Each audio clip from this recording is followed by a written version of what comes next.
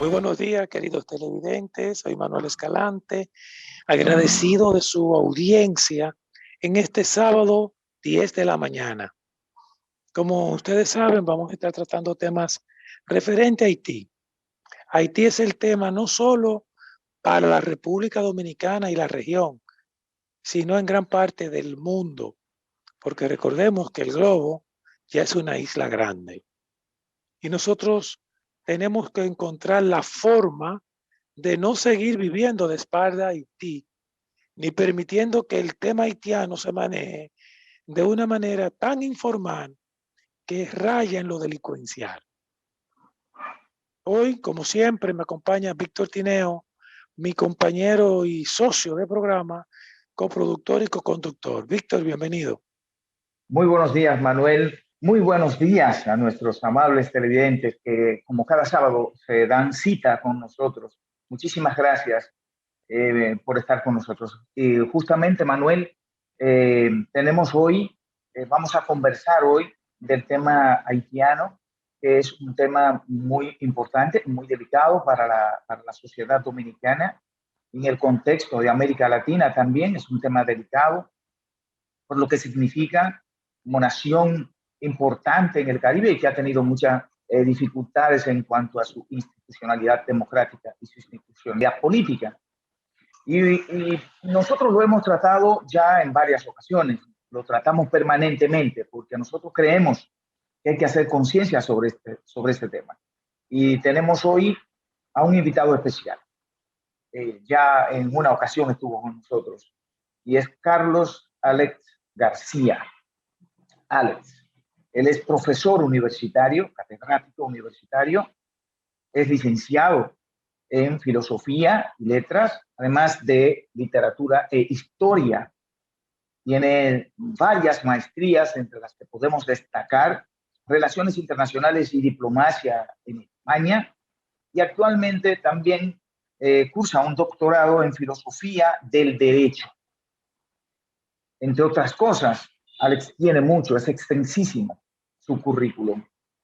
Hoy vamos a hablar con Alex de distintos temas del acontecer internacional, pero sobre todo relacionado con Haití. Manuel, adelante. Bien, Alex, bienvenido. ¿Cómo estás? Muchas gracias, buenos días y muchísimas gracias por la nueva invitación. Excelente, Alex. Nosotros tenemos una profunda inquietud con relación a Haití. Hemos estado hablando desde diferentes perspectivas sobre el tema en particular, que en mi caso estoy convencido que lo que ha sido es muy mal manejado por siglos. Tenemos años manejándonos mal con Haití.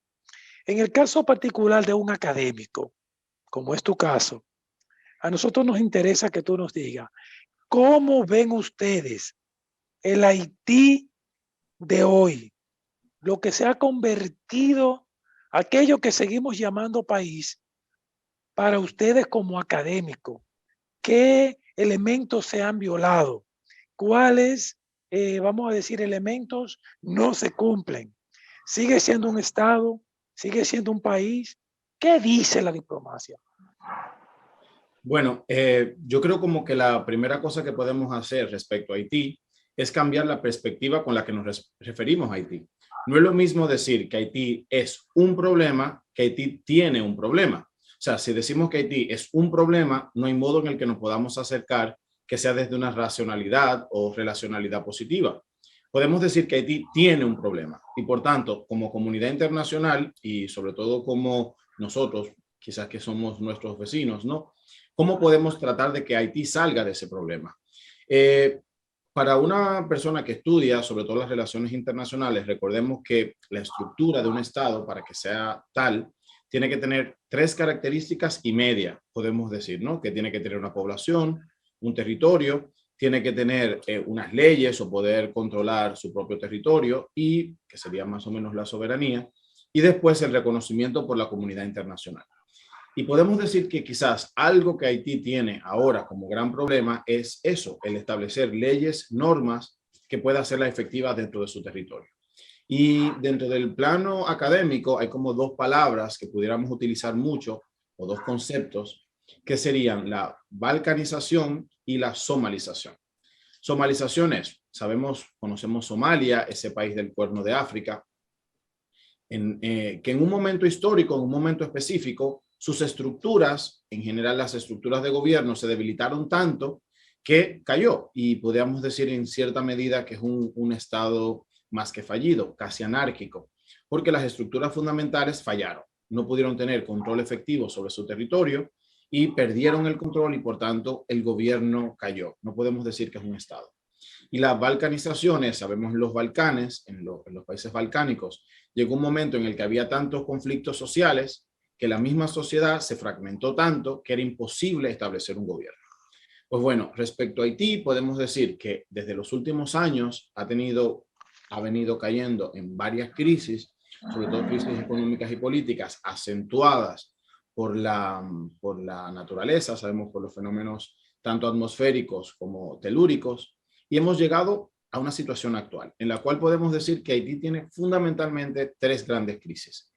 Esa es la que más nos interesa, o por lo menos en mi caso, muy a propósito de que ayer celebrábamos el Día de los Derechos Humanos. Tenemos una gran crisis humanitaria, y la crisis humanitaria tiene que ver con desde problemas de acceso a la alimentación básica como a la seguridad humana. O sea, que una persona no sepa si puede ir de una ciudad a otra porque pueda ser secuestrada, o que no tenga seguridad de cuál va a ser la atención que va a recibir en un hospital, es una crisis humanitaria que para mí quizás es esencial. La segunda crisis es una crisis política. Política porque su gobierno, como sabemos, tiene grandes dificultades para formarse. Acabamos de ver que el primer ministro pudo cambiar a algunas partes del gobierno, ¿no? Pero todavía sigue habiendo una gran dificultad para ponerse de acuerdo. Y la tercera, me parece, una gran crisis económica / de seguridad interna. ¿Por qué económica / Porque yo creo que está muy relacionada. Llegamos a un punto en el que Haití no puede sustentar su sistema de producción, fundamentalmente por una crisis desde el siglo XIX, ¿no? Que ha venido cambiando el sistema productivo sin poder cambiar del sector primario al que ellos desearían más, que el sector terciario, al que nosotros hemos podido pasar. Y eso ha degenerado en una situación actual donde el territorio está en manos de unas bandas. Esa es como la parte que podemos decir tétrica de la realidad de Haití. Ahora, ¿qué podemos ver también? Podemos ver todavía una población, tenemos un pueblo con grandes capacidades de desarrollo. Y nos podemos dar cuenta de que quizás los procesos históricos nos los han dicho, de que hay países que en periodos relativamente muy cortos han podido salir de crisis institucionales y democráticas muy grandes y llegar a avanzar. Podemos pensar quizás en los países precisamente en los Balcanes, ¿no? Como a inicios de siglo y mediados del siglo XX van a tener grandes crisis, y algunos de ellos han podido lograrlo en un corto momento. Entonces, quizás para tu primera pregunta, encontrar académicamente podemos decir que es un estado, no me gusta usar la palabra fallida, pero vamos a decir un estado con muchas dificultades para mantenerse, ¿no? Su institucionalidad. Sin embargo, sigue siendo un estado. No creo... ¿Sí? Hay un aspecto, Alex, en ese mismo sentido, y cuando hablamos de somalización y sabemos que esto llegó hasta violencia, en Haití hemos hablado y hemos venido conversando desde hace un tiempo sobre que hay una crisis, es un estado fallido, en decomposición, todas las palabras que puedan aparecer para muchos opinadores. Sin embargo, en Haití no hemos llegado a ver una violencia desaforada, como una violencia fuera de control, diríamos hasta una guerra civil, si se puede decir. ¿A qué tú atribuyes que Haití, a pesar de todo, no ha llegado a un nivel, diríamos, de descomposición tal que entre en una situación de violencia desenfrenada? Bueno, y quizás eso lo podemos hablar un poquito después, pero quizás es el temor de por qué la comunidad internacional debería intervenir. Me gustaría que lo trates cuando concluya con la parte académica que la comenzaste, porque ambos puntos son demasiado interesantes. Termina con la observación de lo académico y en la medida de lo posible seguimos con esa pregunta. Entonces, quizás, Víctor, y eso lo voy a contestar quizás en un momento, pero recordar, sigue siendo un estado que podemos considerar, no me gusta la palabra fallido. Pero sigue siendo un estado porque como académicos siguen cumpliéndose los elementos que lo constituyen en Estado o ya no es Estado desde el punto de vista práctico? Práctico, y porque la comunidad internacional, en este caso, no podemos disolver un Estado. O sea, tendríamos que faltarle, quitar a cualquier norma de derecho internacional y pasarnos de las rayas para decir, no, ya no es un Estado. Podemos decir, es un Estado con muchas dificultades. Un Estado en descomposición, podemos decir. Un Estado fallido, no me gusta la palabra, porque decir Estado fallido es dependiendo de qué categoría utilicemos, pero podemos decir un Estado con muchas dificultades. ¿Qué es un Estado fallido per se? Un Estado fallido es aquel en el que ninguna de sus estructuras funciona. Por eso un Estado que falló, ¿no? O sea, sobre todo en las estructuras políticas, falló. Y eso no lo podemos decir de Haití. Vamos a decir que tiene muchas dificultades, pero todavía tiene un primer ministro. Todavía tiene, con todas las dificultades del mundo, pero todavía tiene un Congreso. Con todas las dificultades del mundo, pero tú puedes encontrar un alcalde, ¿no? Entonces, es un Estado con muchas dificultades, pero sigue siendo un Estado, ¿no? ¿A quién le correspondería decir que ese Estado dejó de existir?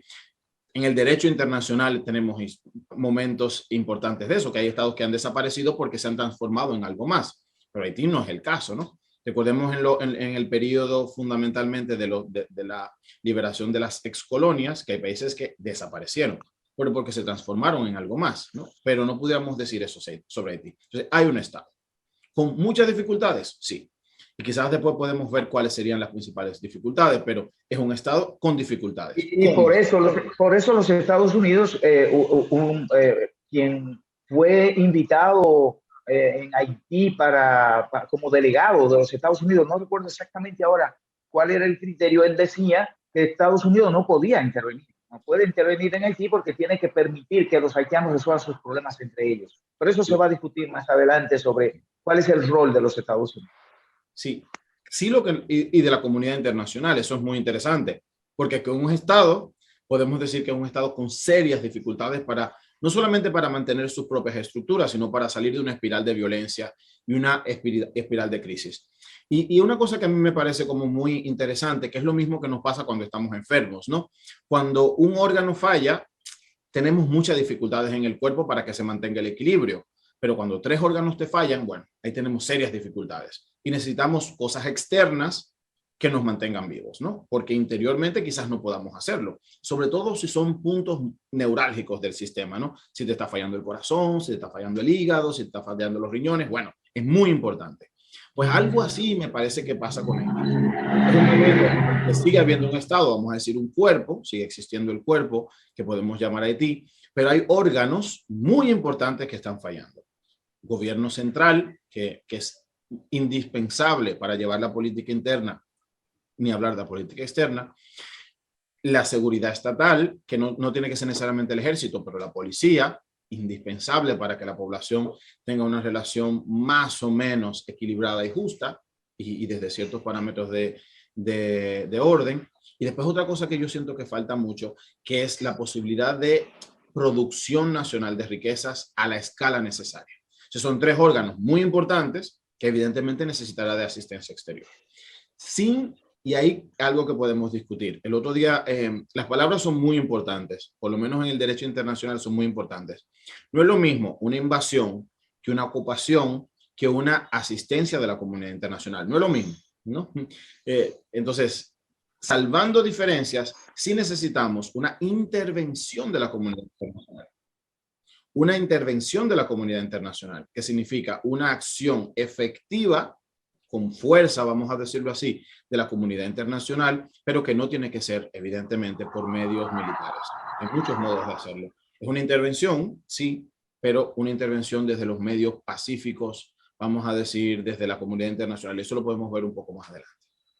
Entonces, internamente, pudiéramos decir que Haití, como está la situación ahora, en este momento, definitivamente es muy difícil que pueda por sí mismo, como dijo el funcionario de los Estados Unidos, diríamos que salir de la situación de crisis que se le está presentando. En ese sentido es cuando utilizas muy bien el término de una asistencia, diríamos sí, una asistencia humanitaria. ¿Cuál sería la regla, diríamos, el mecanismo jurídico, teóricamente hablando, que pudiera utilizarse, Alex, para que la comunidad internacional pudiera jugar ese rol, diríamos, en Haití? Quizá lo podemos explicar un poquito más adelante, más extenso, pero es algo que llamamos la responsabilidad de proteger, ¿no? Y la responsabilidad de proteger es aquella todavía es un término que se está configurando, ¿no? Un término jurídico que se está cristalizando.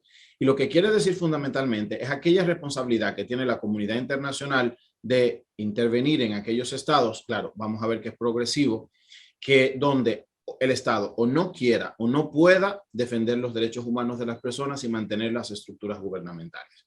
Eso sería como la base jurídica. Pero después podemos encontrar muchísimo, principal, ¿no? Podemos encontrar muchísimos tratados internacionales y convenciones, sobre todo la Convención Americana de Derechos Humanos, de cómo podemos hacer una intervención efectiva de Haití.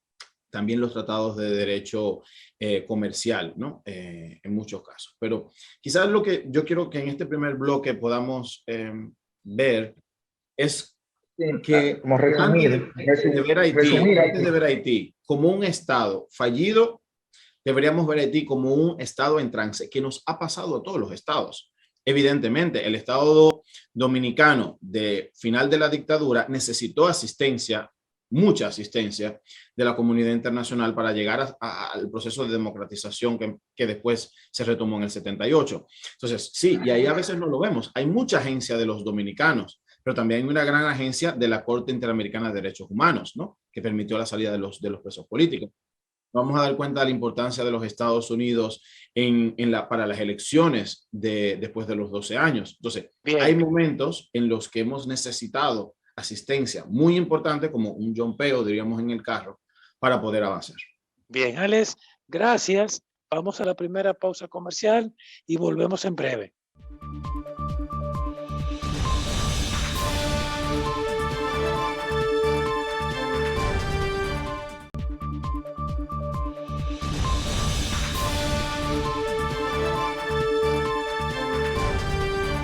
Bien, gracias por seguir con Conexión Global RD y con Alex García, un diplomático y con varios estudios en el área. Hoy vemos a Haití desde otra perspectiva, cómo la ve un académico, que no tiene esas pasiones ni esos compromisos políticos, sino que está comprometido con el método científico. Alex, Víctor, en el primer bloque te preguntaba, que a propósito de que tú nos dices que debemos corregir y no llamar a Haití como estado fallido, por lo que por definición es un estado fallido. Tienes toda la razón, sino un estado en crisis. A Víctor le llama la atención lo siguiente, y por ende a mí, ¿por qué no se ha acabado de destruir Haití? Porque siguen habiendo más de 7, 8, 9 millones de habitantes en Haití. Dicen que más de 10, ¿no? Sí. Más de 10. Sí, pero yo he ido a Haití muchas veces. De hecho, yo fui a Haití antes del terremoto, durante los días del terremoto y después del terremoto. O sea, he ido muchas veces a Haití. Tengo muy buenos amigos haitianos. Y yo creo que a veces desde este lado de la isla o desde fuera de Haití, como general, uno puede imaginarse que eso es 2 dedos menos que la ajena, ¿no? Que están en el tercer círculo del purgatorio, ¿no? En Dante. Pero hay que entender que si tú cruzas la frontera y vas a Haití y ves la realidad de las personas, hay personas que están viviendo. Eso como, por ejemplo, cuando tú sales del país, yo he vivido mucho tiempo fuera del país y tú escuchas las noticias de República Dominicana y tú dices, mira, ahí la gente se está comiendo viva, los asaltos están, que tú sales a la calle y te dan 3 disparos, o sea, y tú dirías, ¿cómo una gente puede vivir en República Dominicana? Bueno, ven y te vas a dar cuenta. Y yo pienso que algo parecido pasa en Haití. Es cierto que hay muchas estructuras fallidas, es cierto que hay muchas dificultades, pero cruza, tú te vas a dar cuenta que la gente vive y la gente se adapta. O sea, no hay una situación, o sea, yo creo en las sensibilidades que se desarrollan de acuerdo a las condiciones que tú tienes. En República Dominicana hemos desarrollado unas condiciones que necesitamos y requerimos, unos derechos, unas libertades, también unas condiciones sociales que hemos ido desarrollando por el proceso económico, social de nuestro país. Pero evidentemente nosotros no hemos adaptado, vamos a decir, por ejemplo, algo, al transporte público en República Dominicana. No hemos adaptado a montarnos en un carro de concho destartalado. Tú ves a una persona que venga, no sé, de Finlandia, jamás se montaría. Y diría, ¿cómo es posible que un dominicano se monte en un carro destartalado? Bueno, estamos acostumbrados. Algo parecido pasa en Haití. Entonces, ¿cuál es el papel? Y ahí yo hablaría quizás como académico puro, ¿no? En ese sentido. El papel de la comunidad internacional a veces es ver el Estado como estructura en blanco y negro, pero nos olvidamos de las circunstancias cotidianas de las personas. Y eso quizás es algo en lo que adolecemos. ¿Por qué nos metemos en el Estado, en las estructuras políticas, en las estructuras económicas? Bueno, porque pensamos que tiene un impacto positivo o negativo en los individuos. Pero después también hay algo de menudeo, por decirlo así, que no lo podemos controlar. Entonces Haití se mantiene por eso. Y después, algo yo creo que nos podría ayudar mucho en las teorías de conocimiento, las teorías del conflicto versus las teorías que quizás a mí me gustan mucho. Perdón, sí. Antes de entrar ahí, me queda la siguiente reflexión que me gustaría que haga. Cuando las bandas en Nueva York se enfrentaban, se mataban en las calles y era una cosa extraordinariamente compleja. Se habla de que en Haití está lleno de bandas, pero nosotros no hemos visto las calles de Puerto Príncipe llenas de muertos por una balacera entre bandas. Además, el nivel de violencia, diríamos, en Haití, cuando pudiéramos pensar que allí la violencia es tan elevada, y haciendo como una relación de lo que pasó con Somalia, la somalización, todo el nivel de violencia que se llevó en un momento, cómo se explica que todavía en Haití, tanto que se habla de que es falla, de que no funciona, pero no ha habido este tipo de violencia. ¿Cómo se explica? Yo creo que dos razones. Yo creo que dos razones. Primero, porque las bandas están bien regionalizadas.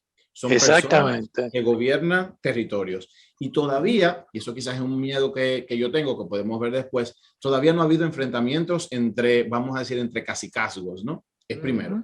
Y después porque el Estado haitiano no los ha enfrentado. Pensemos quizás en México, porque nos queda bastante fresco. México no tuvo esa escalada de violencia hasta que no decidió enfrentar al narcotráfico, ¿no? Entonces, los narcotraficantes estallaron. Haití quizás ahora, pero vamos también a darnos cuenta de que el fenómeno de las bandas es relativamente reciente, ¿no? Tenemos está como en proceso. Tenemos, es verdad, podemos hablar que desde 2008 tenemos crecimiento de las bandas, pero en el nivel actual es 2018-2019, o sea, relativamente reciente. Todavía está regionalizado. Quizás por eso no hemos tenido tanto. Una cosa. Y después, sí tienes razón en que la crueldad y la violencia no es extrema. Pensemos que el principal modo de adquisición de recursos es a través de los secuestros. Rara vez los asesinatos, ¿no? Existen, ¿no? No que no existen, ¿no? Babacú, por ejemplo, que es el más famoso, tiene un largo historial de crímenes, pero el secuestro es fundamentalmente la extorsión, no los asesinatos colectivos. Ahora, ¿cuál es mi miedo? Y eso lo podemos ver después, que eso sí puede degenerar en muy poco tiempo en algo mayor. Vemos cada vez el Estado haitiano perdiendo más territorio. Hay personas así como muy pesimistas que dicen solamente el gobierno haitiano gobierna el 30% del territorio. Es una cosa muy grave. Porque pudiéramos llegar en un momento, y eso es un análisis que debiéramos hacer, quizás este no es el punto, pero dejo la pregunta abierta. República Dominicana, como en su política exterior, o la comunidad internacional en general, para ampliarlo, no ha establecido acercamientos con ese grupo. ¿Qué pasa si mañana ese grupo llega al poder? Para nosotros es un grupo desde afuera, es un grupo armado, vandálico, pero yo no sé si nos sentamos a escuchar los que quieren esas personas. A lo mejor yo no los he escuchado, ¿no? Yo personalmente no los he escuchado. Y mira, leo los periódicos haitianos y escucho la versión oficial, pero no me he sentado a escucharlos. A lo mejor sus pretensiones son bastante humanas. No quiero con esto salvar la posición de los que evidentemente están haciendo daño, sino que digo que es mucho más complejo de decir simplemente son bandas criminales que deberíamos exterminar. Muy bien. ¿No sería también, Ale, un elemento de manipulación, de miedo? Porque tenemos que entender que hay unas bandas armadas, pero la población en general, muy pobre, no está tan armada como las bandas. ¿No estará incidiendo el factor miedo? Sí. Bueno, hay que decir que es una realidad. La violencia exacerbada en Haití es una realidad. No es algo que podemos tapar el sol con un dedo, ¿no? Pero una cosa que estaría detrás, ¿quiénes mantienen esas bandas? Ya nos han dicho en muchísimos informes que hay políticos, que hay antiguos militares. En eso sabemos que Haití, cuando disolvió su ejército, esa gente se quedó armada. Y mucha de esa gente con una preparación impresionante. Entonces, es muy difícil que tú puedas enfrentar con paliativos una realidad que es de personas dentro de tu propio territorio que muy probablemente tienen un círculo de poder bastante amplio. Entonces, sí es cierto que tienen un poder importante, pero recordemos que quizás pasa lo mismo que en nuestros barrios aquí. Tú tienes a una persona que es el duro del barrio, que tú deseas que sea el duro del barrio, porque te da cierto control, te da cierta estabilidad.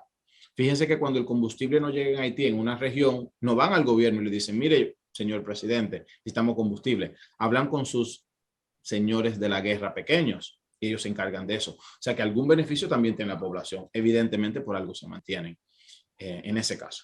Pero eso no es institucional. No. Eso mismo ya ya arrastra y agrava el problema. Sí, sí. Y quizás podemos pasar a la otra parte, y ahí es donde yo veo el papel de la comunidad internacional. La comunidad internacional tiene dos elementos importantes. Hay un concepto que antes lo había tocado, que es la responsabilidad de proteger. Los estados son los primeros encargados de proteger a su población y asegurar el cumplimiento de los derechos humanos. Es algo que pertenece primordialmente a los estados, pero de manera subsidiaria pertenece a la comunidad internacional. Cuando un estado o no quiere o no puede proteger a su población, la comunidad internacional de manera subsidiaria asume eso. Entonces, claro, ¿qué deberíamos procurar en Haití? Yo creo que una salida viable, que no implicaría una intervención militar ni nada de eso con Haití, y que pudiéramos hacer, que vamos a ver en un momento quizás, es parte de la política exterior dominicana.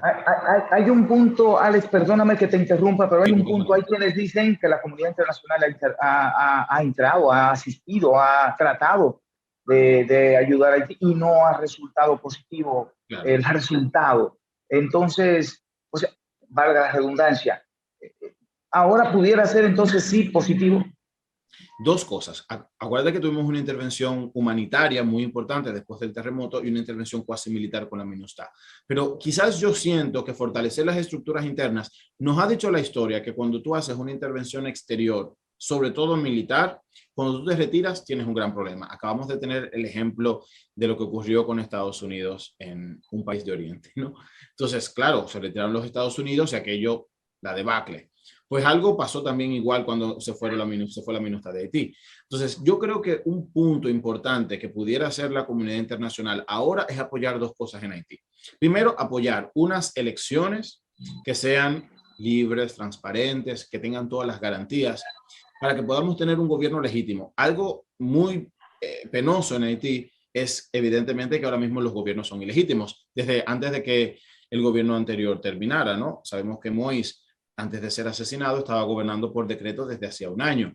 Entonces, claro, un gobierno que sea más o menos legítimo y que represente, Haití tiene demasiados partidos políticos, ¿no? Algunos dicen que son 28, otro grupo dice que 63, o sea, un espectro muy grande, pero que sea un gobierno más o menos representativo, que la comunidad internacional debería apoyar eso.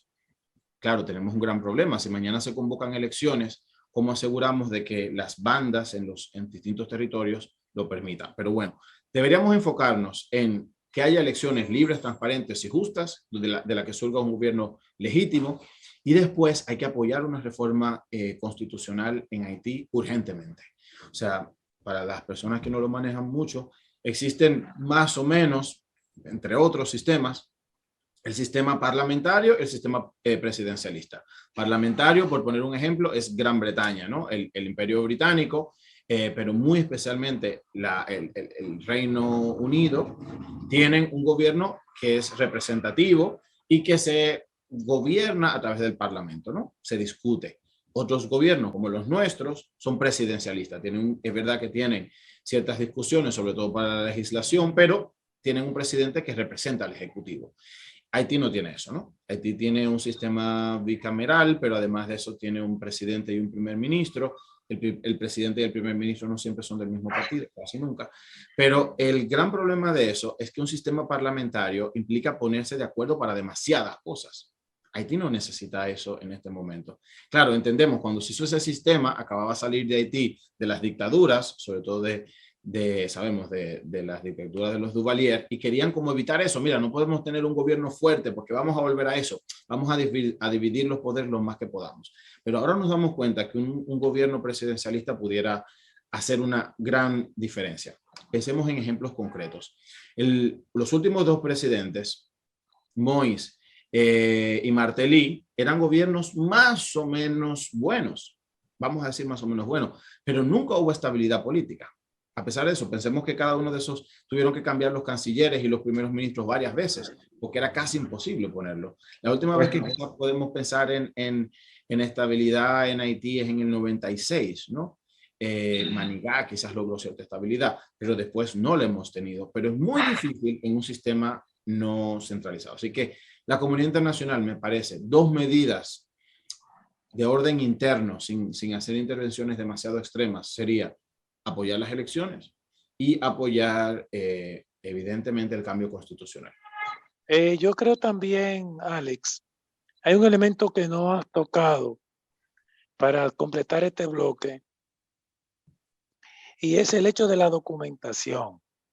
Se habla que la mayoría de haitianos no tienen ni un papelito, no tienen cédula. ¿Cómo puede organizarse unas elecciones sin documento oficial confiable? ¿Cómo se puede hacer algo sin lo más importante, que es saber cuántos son, qué los identifica, cómo evitamos que no voten más de una vez porque no tienen ni documento? Y la historia del voto haitiano es cada vez menos en las últimas elecciones. ¿Qué tú puedes decir al respecto? Nosotros en el 63 votamos y la cantidad de personas que tenían acceso a los medios legales eran muy pocas todavía, ¿no? Pero yo creo que quizás las primeras elecciones no van a ser perfectas, van a ser muy perfectibles, pero es un proceso de inicio, ¿no?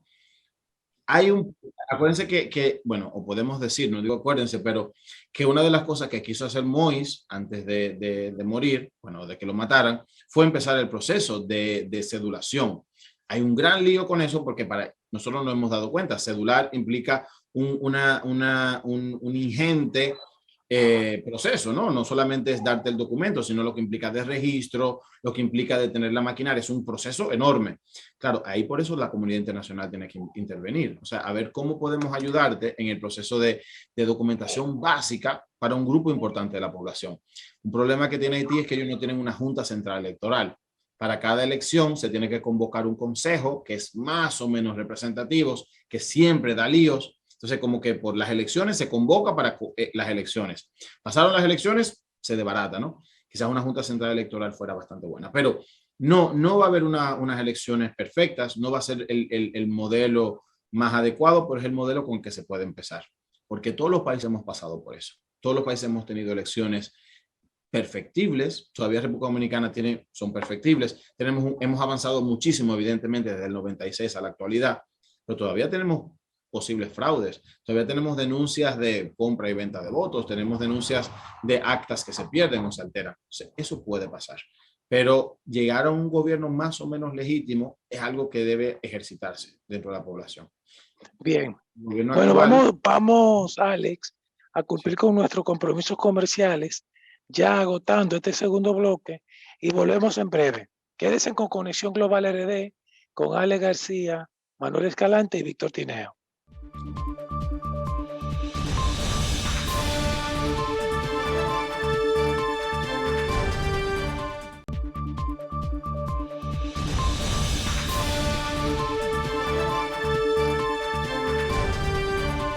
Seguimos aquí con Conexión Global RD y nuestro invitado especial, Alex García, Carlos Alex García.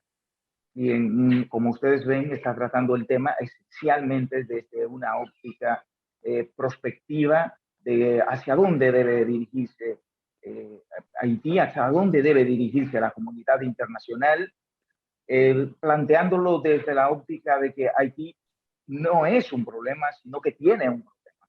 Y ese cambio, esa forma de verlo, nos ayuda bastante a plantearnos soluciones distintas. Y entonces, en este caso, hay algo que en la comunidad internacional tiene que resolverse desde el punto de vista estratégicamente a nivel de la organización más importante, que es la Organización de las Naciones Unidas. La responsabilidad de proteger, que lo ha dicho Alex más de una vez, tiene un componente político a nivel del Consejo de Seguridad, que es su aprobación. Pero estoy haciendo esta pequeña introducción para caer a por qué los Estados Unidos, la pregunta aquí, ¿por qué los Estados Unidos, que tiene bases militares alrededor del mundo, que ha jugado un papel importante, diríamos, en el desarrollo de países en Asia. Ha jugado un papel importante con el Plan Marshall, por ejemplo, luego de la Segunda Guerra Mundial. Ha jugado un papel importante en el desarrollo de Corea del Sur, de Taiwán en su momento. ¿Por qué Estados Unidos, Alex, siendo el Caribe una frontera importante de los Estados Unidos, por qué Estados Unidos no le presta la misma atención a esta zona del mundo? Ok, yo creo que actualmente dos razones básicas, a mi parecer.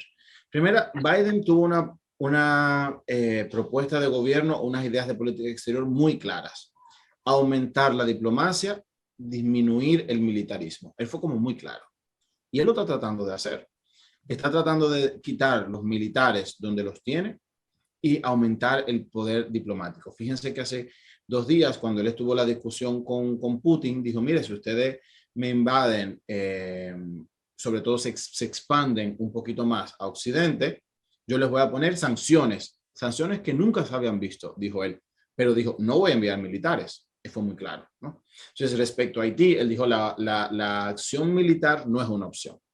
Entonces, claro, la primera cosa es que tenemos a un Estados Unidos que se está tratando de replegar en sí mismo. Ya eso lo habremos hablado quizás alguna vez, pero Estados Unidos tiene sus ciclos, ¿no? Que su ciclo que sale y después entra, sale. Él está en su ciclo ahora de entrar, ensimismarse. Claro, está perdiendo un papel importante como hegemón o como líder de cierta tendencia de gobierno, que es la democracia en Occidente. Y eso lo está aprovechando China increíblemente. Fíjense lo que pasó ayer, ¿no? Nicaragua rompió con Taiwán y aceptó a China. Pero claro, eso es una respuesta a lo que Estados Unidos está haciendo con Nicaragua. Le dijo, mira, te voy a poner una nueva ley, la ley Renacer, y lo que le está diciendo, yo te voy a cortar el agua y la luz, diríamos nosotros. La otra opción es China. Entonces Estados Unidos ahora mismo se está alejando muy marcadamente de una política regional, a no ser de los del Triángulo Norte. Eso va a ser aprovechado por China. Pero yo creo que la primera razón es porque Biden está siendo consecuente a lo que él prometió. Después, lo que acaba de ocurrir en su retirada de algunos países de Oriente, ¿no? Se retiró y recuerdan lo que pasó en el aeropuerto, ¿no? Cuando en el aeropuerto murieron algunos militares y Biden mandó de una vez a que se mataran otras personas como en contraataque y después nos dimos cuenta de que esas personas eran civiles inocentes. Yo siento que si Estados Unidos envía tropas fuera de su territorio, la población en general no lo aceptaría. Y si tienen una muerte, todavía peor. Yo por eso siento que no se ha enviado un grupo militar a sacar de Haití a los secuestrados, porque si te matan esos secuestrados, tendrá que renunciar Biden, ¿no? Porque ya le ha fallado varias veces su política exterior. Pero eso en el tema de Estados Unidos sí, como país y Estados Haití como Estado. Sí. Pero ¿y la ONU? Okay. ¿Por qué la ONU no tiene un papel más preponderante según le corresponde? Que es a quien le corresponde. Es lo que ha pedido reiterada vez la República Dominicana. Es una cosa que no se entiende mucho, pero quizá incluso más cercano a nosotros. Lo hemos pedido muchísimas veces que se trate en el SICA y se trate en la OEA.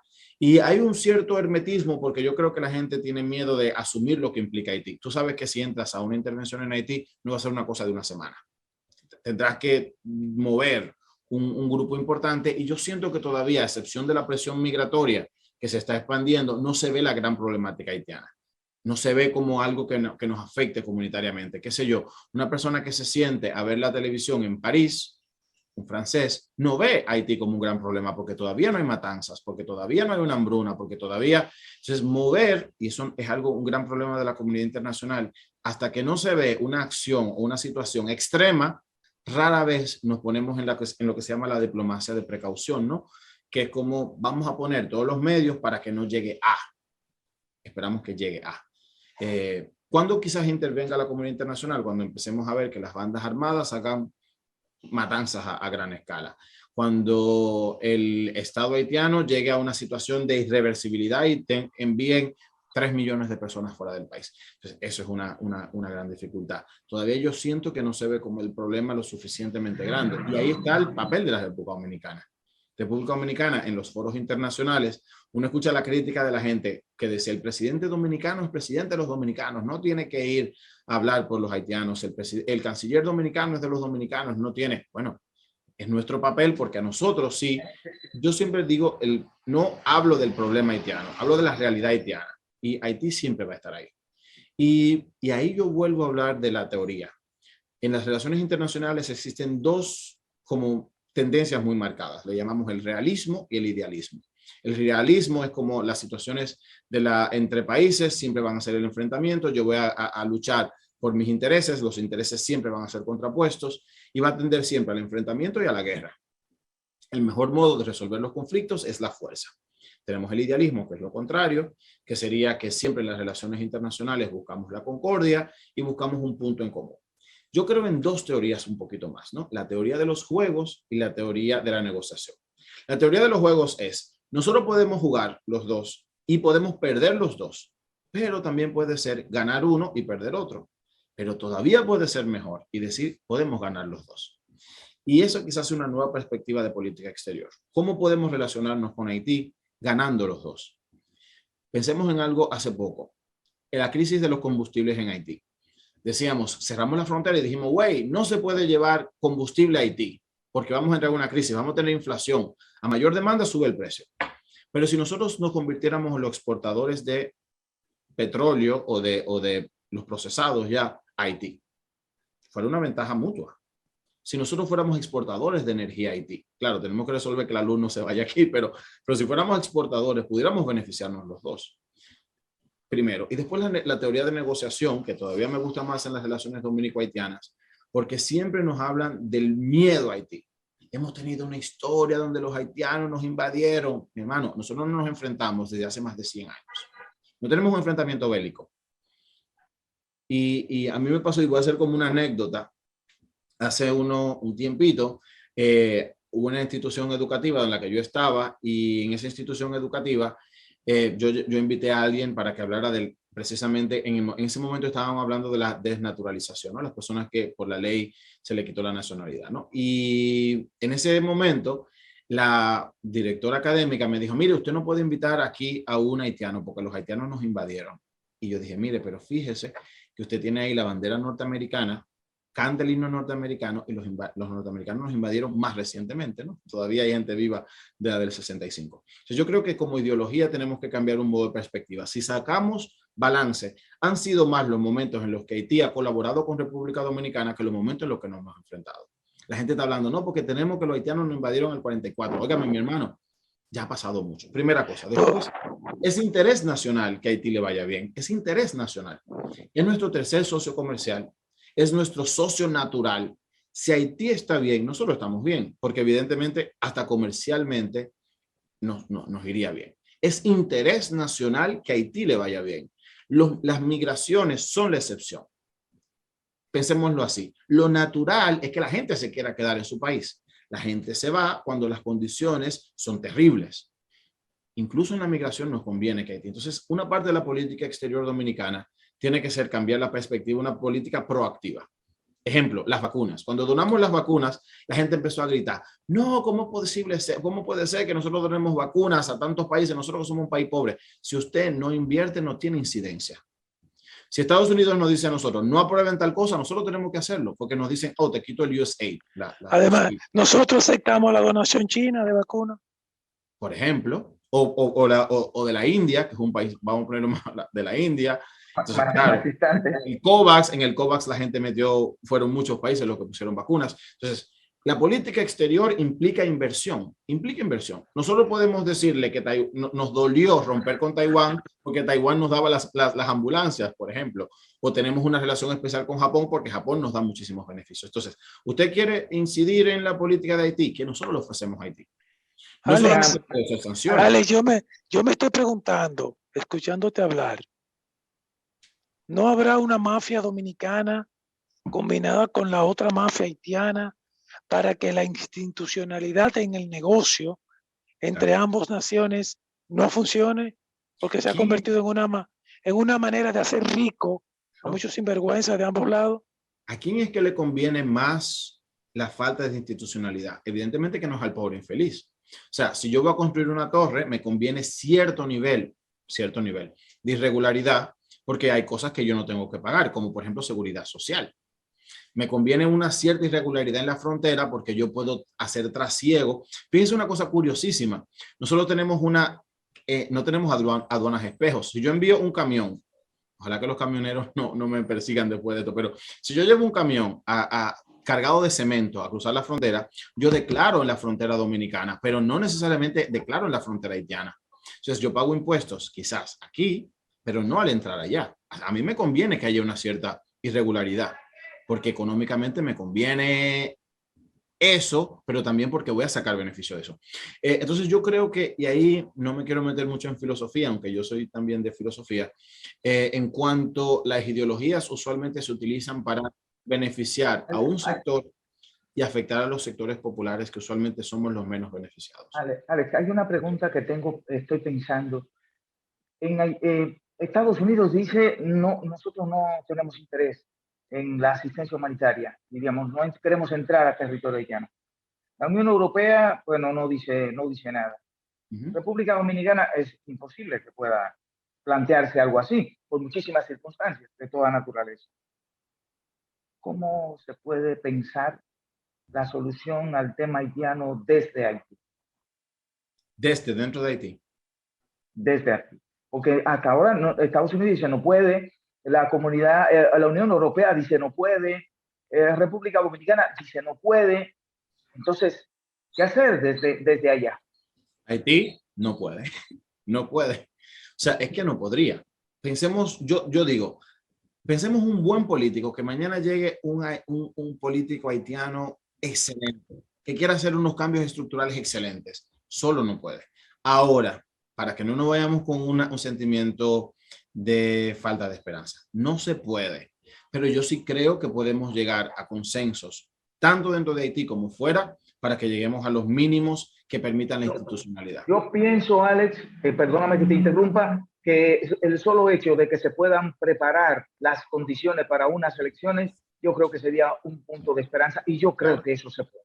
Eso se puede. Claro, hay muchas personas, o sea, no siempre, y eso yo creo que nos quede claro. Nosotros pensamos en Haití como un grupo de personas, en la generalidad, no digo todo el mundo, pero como un cúmulo de personas irracionales. No, Haití tiene un grupo de personas, de diplomáticos, que me consta, de politólogos muy importantes, a los que la comunidad, y ahí estaría, dar la parte haitiana mucho de recursos humanos y de derechos, y permitir que la comunidad internacional asista desde ahí.